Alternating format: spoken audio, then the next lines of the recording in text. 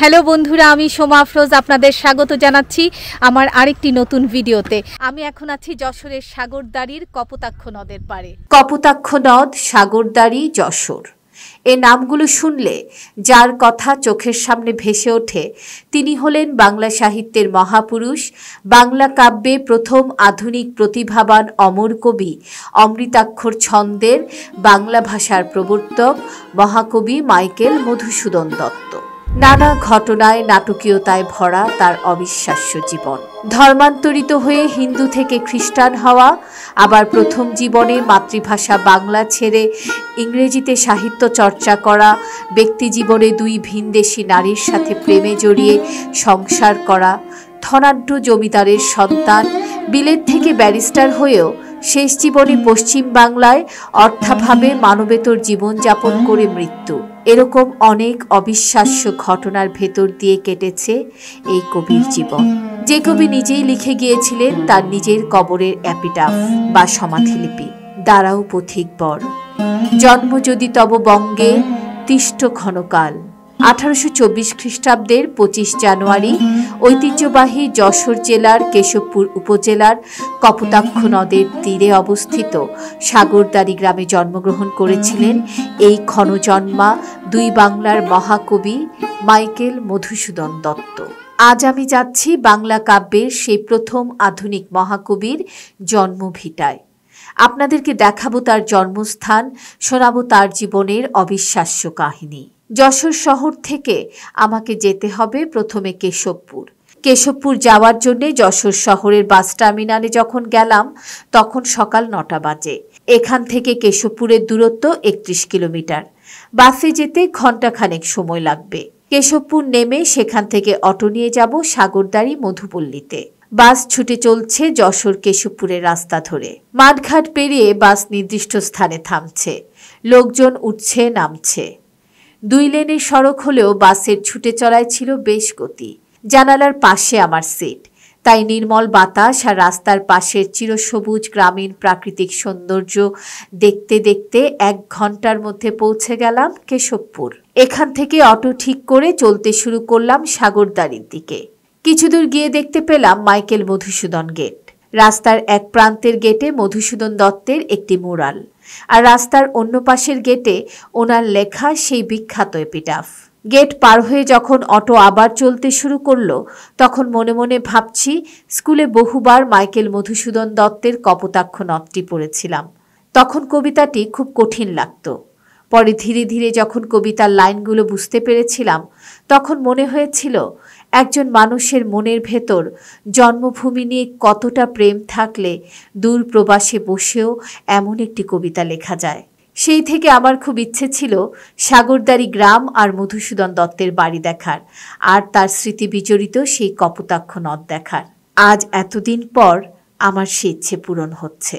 যাওয়ার রাস্তায় অটো থেকে নামলাম একটা মসজিদ দেখে। বেশ পুরনো একটি মসজিদ। এই মসজিদটির সাথে জড়িয়ে আছে কবির স্মৃতি। কবি মধুসূদন দত্তের বাড়ি যাওয়ার পথেই পড়ল এই প্রাচীন মসজিদটি, যেটি 1800 শতকে নির্মিত। শিশু মধুসূদন এই মসজিদেই ফার্সি ভাষা শিখতেন। মাইকেল মধুসূদন দত্ত মাতৃভাষা ছাড়াও আরও 12টি ভাষা জানতেন। এই মসজিদ থেকেই তার ফার্সি ভাষা শেখার মাধ্যমে ভাষা শিক্ষার শুরু। বাংলা ফার্সি ছাড়াও তিনি ইংরেজি, Latin, Greek, Hebrew, Telugu, Tamil ইত্যাদি ভাষায় অনায়াসে কথা বলতে পারতেন। বাংলা, ইংরেজি, ফার্সি ও ইতালীয় ভাষায় কবিতাও লিখতে পারতেন।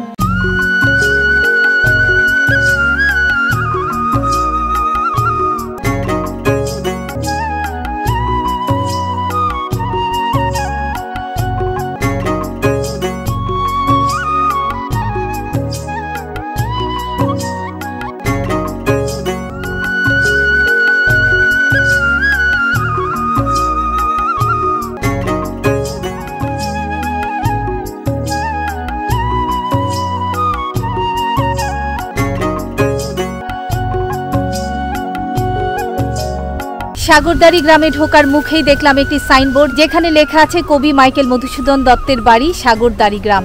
তো এই সাইনবোর্ডটি দেখেই আমি রাস্তার পাশে থামলাম।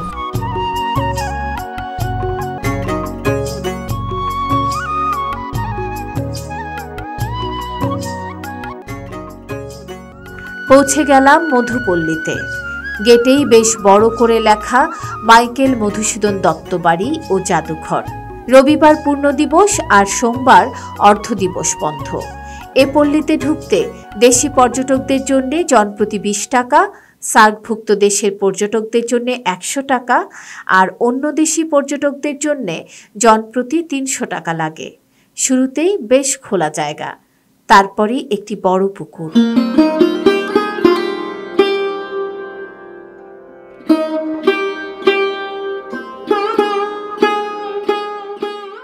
মধুপল্লীর গেট দিয়ে ঢুকতে সামনে পড়বে দাঁড়াও পথিক বর, জন্ম যদি তব বঙ্গে তিষ্ট ক্ষণকাল, সাগরদাড়ি কপোতাক্ষ তীরে জন্মভূমি। 1824 সালের 25শে জানুয়ারি এই বাড়িটিতেই জন্ম নেন বাংলা সাহিত্যের অন্যতম কবি, নাট্যকার, প্রহসন রচয়িতা মাইকেল মধুসূদন দত্ত।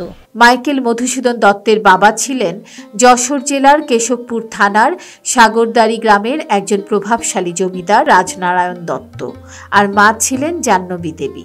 শিশু বয়সেই তিনি তার মা জাহ্নবী দেবীর কাছ থেকে প্রথম রামায়ণ, মহাভারত পাঠ শিক্ষা নিয়েছিলেন। ছেলেবেলায় নিজ গ্রামের এক পাঠশালায় শিশু মধুসূদনের শিক্ষা জীবন শুরু হয়, কিন্তু গায়ের পাঠশালায় শিশু মধুসূদন বেশি দিন লেখাপড়া শিখতে পারেননি, কারণ পিতা রাজনারায়ণ দত্ত পেশাগত কারণে তার পরিবার পরিজন নিয়ে কলকাতায় খিদিরপুর এসে বসবাস শুরু করেন। এখানে এসে শিশু মধুসূদনকে প্রথমে লালবাজার গ্রাম স্কুল, পরে হিন্দু কলেজের জুনিয়র শ্রেণীতে ভর্তি করে দেওয়া হয়। সে সময় তার বয়স ছিল মাত্র 7 বছর। ছাত্র হিসেবে মধুসূদন বরাবরই ভালো ছিলেন।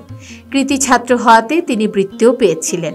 এমনকি তিনি নারী শিক্ষার উপর ভিত্তি করে 1842 সালে একটি গুরুত্বপূর্ণ প্রবন্ধ লিখে স্বর্ণপদক পেয়েছিলেন। হিন্দু কলেজে পড়া অবস্থায় কবি মধুসূদনের জীবনে এক বাক পরিবর্তন হয়। এ সময় তিনি ইংরেজি সাহিত্যের প্রতি প্রবলভাবে ঝুঁকে পড়েছিলেন। পাশ্চাত্য সাহিত্যের প্রতি দুর্নিবার আকর্ষণবশত কবি ইংরেজি ভাষায় মনোনিবেশ করেন সাহিত্য রচনায়, এবং তার কাছে তখন মনে হতো যে একমাত্র ইংরেজি ভাষায় কাব্য রচনা করলেই অনেক বড় কবি হওয়া সম্ভব। 1843 সালের 9 ফেব্রুয়ারি তার জীবনে ঘটে আরেকটি গুরুত্বপূর্ণ ঘটনা। ব্রিটিশ ভারতে যশোর জেলার এক সম্ভ্রান্ত কায়স্থ পরিবারে জন্মগ্রহণ করলেও যৌবনে তিনি খ্রিস্ট ধর্ম গ্রহণ করে মাইকেল মধুসূদন দত্ত নাম গ্রহণ করেন। মূলত এই নতুন নামেই তিনি পরিচিত হন। এ সময় তিনি হিন্দু কলেজ ছেড়ে দেন এবং কিছুদিন পর তিনি কলকাতার শিবপুরে বিশপস কলেজে ভর্তি হয়ে যান। এরপর বিশপস কলেজ ত্যাগ করে তিনি 1848 সালের 18 জানুয়ারি মাদ্রাজে চলে যান। মাদ্রাজে গিয়ে তিনি ইংরেজি শিক্ষক হিসেবে চাকরি নেন। এখানে থাকা অবস্থায় তিনি ইংরেজিতে কবিতা ও প্রবন্ধ লিখে তার প্রতিভার স্বাক্ষর রাখেন। কবির ব্যক্তিগত জীবন ছিল অনেক নাটকীয় এবং বেদনাবিধুর। মাদ্রাজে যাওয়ার 6 মাস 13 দিনের মাথায় 1848 সালের 31শে জুলাই কবি মধুসূদন দত্ত রেবেকা ম্যাকটাভিস নামে এক শ্বেতাঙ্গিনী নারীকে বিয়ে করেন। কবির তখন বয়স মাত্র 24। সে সময় এক ভারতীয় শ্বেতাঙ্গিনী নারীকে বিয়ে করা ছিল সম্পূর্ণ অকল্পনীয়। ভারতবর্ষে এটাই প্রথম ভারতীয় ও শ্বেতাঙ্গিনী নারীর বিয়ে। সংসার জীবনে কবির 4 সন্তান হয়েছিল, যদিও তাদের এই দাম্পত্য জীবন তেমন সুখের ছিল না।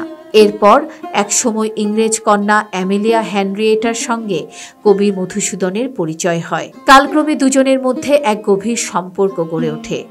কবি মধুসূদনের জীবনে সুখে দুঃখে হেনরিয়েটা সব সময়ের জন্য পাশে থাকতেন। 1856 সালের 2রা ফেব্রুয়ারি মধুসূদন আবার কলকাতায় ফিরে আসেন। এবার কলকাতায় আসার পর তিনি দেশীয় শিল্প, সাহিত্য, ভাষা, সংস্কৃতি ও ঐতিহ্যের প্রতি একান্ত চর্চায় মনোনিবেশ করেন। বিশেষ করে মায়ের ভাষা বাংলা চর্চার প্রতি তার আগ্রহটা বেড়ে যায় অনেক বেশি। জীবনের দ্বিতীয় পর্যায়ে তার বাংলা ভাষার প্রতি প্রবল অনুরাগ জন্ম নেয়। এ পর্বে তিনি বাংলায় নাটক, প্রহসন এবং কাব্য রচনা করেন। 1862 সালের 9 জুন কবি মধুসূদন ব্যারিস্টারি পড়ার উদ্দেশ্যে ইংল্যান্ডে পাড়ি জমান। সেখানে তিনি ব্যারিস্টারি পড়ার সময় ভীষণভাবে অর্থকষ্টে পড়েছিলেন। তারপরেও তিনি আপন মেধার বলে এবং বহু চেষ্টার ফলে ব্যারিস্টারি পরীক্ষায় উত্তীর্ণ হয়েছিলেন। ইংরেজি ভাষা তথা পাশ্চাত্যের প্রতি গভীর অনুরাগ থেকে যে কবি দেশ ছেড়ে চলে গিয়েছিলেন পাশ্চাত্যে, সে কবি দেশ ছেড়ে দেশের বাইরে গিয়ে তিনি আবার দেশকে গভীরভাবে অনুভব করেছেন, লিখেছেন তার অমর কবিতা কপোতাক্ষ নদ। 1867 সালে কবি মধুসূদন বিদেশ ছেড়ে দেশে ফিরে আসেন এবং কলকাতা হাইকোর্টে ব্যারিস্টার হিসেবে যোগ দেন। এ সময় তিনি প্রচুর অর্থ উপার্জন করেছিলেন, কিন্তু তা যথাযথভাবে ধরে রাখতে পারেননি। অমিত ব্যয় ও উশৃঙ্খল জীবনযাপনের কারণে তার উপর আবার নেমে আসে চরম দুর্ভোগ। ফলে ব্যারিস্টারি ছেড়ে তিনি চাকরিতে যোগদান করেন। প্রায় 2 বছর চাকরি করার পর আবার ব্যারিস্টারিতে ফিরে যান। এবারও তিনি তেমন সুবিধা করতে পারেননি। এরপর তিনি পঞ্চকোট রাজ্যের আইন উপদেষ্টার পদে নিযুক্ত হন, কিন্তু এখানেও তিনি বেশি দিন চাকরি করতে পারেননি। বাংলা ভাষায় তার অমর সৃষ্টি অমৃতাক্ষর ছন্দে রামায়ণের উপাখ্যান থেকে মেঘনাদ বধ কাব্য। 1858 সাল থেকে 1862 সাল পর্যন্ত মাত্র 5 বছরের মধ্যে কবি মধুসূদন একে একে রচনা করেন তিলোত্তমা সম্ভব, মেঘনাদ বধ কাব্য, ব্রজাঙ্গনা কাব্য, বীরঙ্গনা কাব্য এবং শর্মিষ্ঠা, পদ্মাবতী, একেই কি বলে সভ্যতা, কৃষ্ণকুমারী, বুড়ো শালিকের ঘাড়েরও ইত্যাদি নাটক ও প্রহসন সহ বিভিন্ন কাব্য ও কবিতা রচনা করেন। মধুপল্লী থেকে কপোতাক্ষ নদের দিকে যেতে মাইকেল মধুসূদন দত্তের বিশাল একটি ভাস্কর্য তৈরি করা আছে। এই যে আমার পেছনে দেখতে পাচ্ছেন সেই ভাস্কর্যটি, এই সেই কপোতাক্ষ নদ।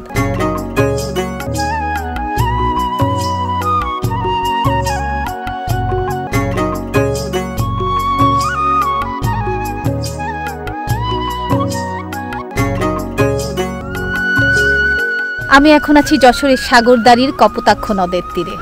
দেশ ছেড়ে বিদেশ চলে গেলেও মাইকেল মধুসূদন দত্ত জন্মভূমি এবং এই নদকে ভুলতে পারেননি। তাই লিখেছেন তার অমর কবিতা কপোতাক্ষ নদ। সতত হে নদ তুমি পরমোর মনে, সতত তোমার কথা ভাবিয়ে বিরলে। বহু দেশ দেখিয়াছি বহু নদদলে, কিন্তু এ স্নেহের তৃষ্ণা মেটে কার জলে। দুগ্ধ স্রোতরূপী তুমি জন্মভূমি স্তনে। সুন্দর শান্ত নদ এই কপোতাক্ষ। নদের পাড়ে রয়েছে বেশ কিছু নৌকা। পর্যটকরা নৌকায় করে নদ ভ্রমণ করছেন।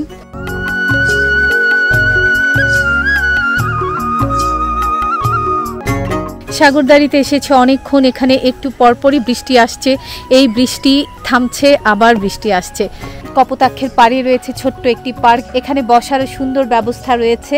নদের পাড়ে বসে বসে হাওয়া খাওয়া আর সৌন্দর্য উপভোগ করা। এই সেই বাদামতলা যেখানে মাইকেল মধুসূদন দত্ত তাঁবু টানিয়ে 14 দিন অবস্থান করেছিলেন। 1862 সালে শেষ তিনি এসেছিলেন মায়ের অসুস্থতার খবর পেয়ে, কিন্তু ধর্মান্তরিত হওয়ার কারণে তার জ্ঞাতি গোষ্ঠীরা তাকে বাড়িতে প্রবেশ করতে দেয়নি। তাই মাইকেল মধুসূদন দত্ত এই বাদামতলায় তাঁবু টানিয়ে অপেক্ষা করেছিলেন বাড়িতে যাওয়ার জন্যে। কিন্তু যখন তিনি বুঝতে পারলেন যে তাকে তার বাড়িতে ঢুকতে দেওয়া হবে না, তখন তিনি এই বাদামতলা থেকে হেঁটে এই কপোতাক্ষ নদের পাশ দিয়ে চলে যান বিদায়ী ঘাটে। বিজয় ঘাট ওখানে কবিতা লিখে ওখানে নদীতে চলে গেল কলকাতায়, আর দেখে আসিনি। আমি এখন আছি কপোতাক্ষ নদের উপর, নৌকা করে যাচ্ছি সেই ঐতিহাসিক বিদায়ী ঘাট দেখতে, যেখান থেকে মাইকেল মধুসূদন দত্ত মায়ের সাথে দেখা করতে এসেও ফিরে গিয়েছিলেন।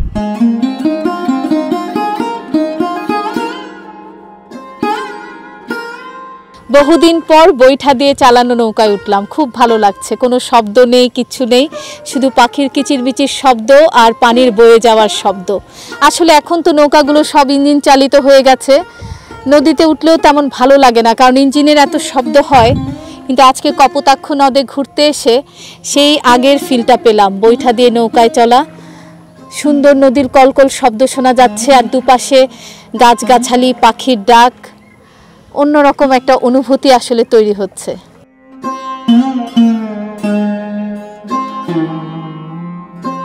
বিদায় দিলাম নৌকা, মাইকেলে বিদায় ঘাটে বেরোই দিলাম।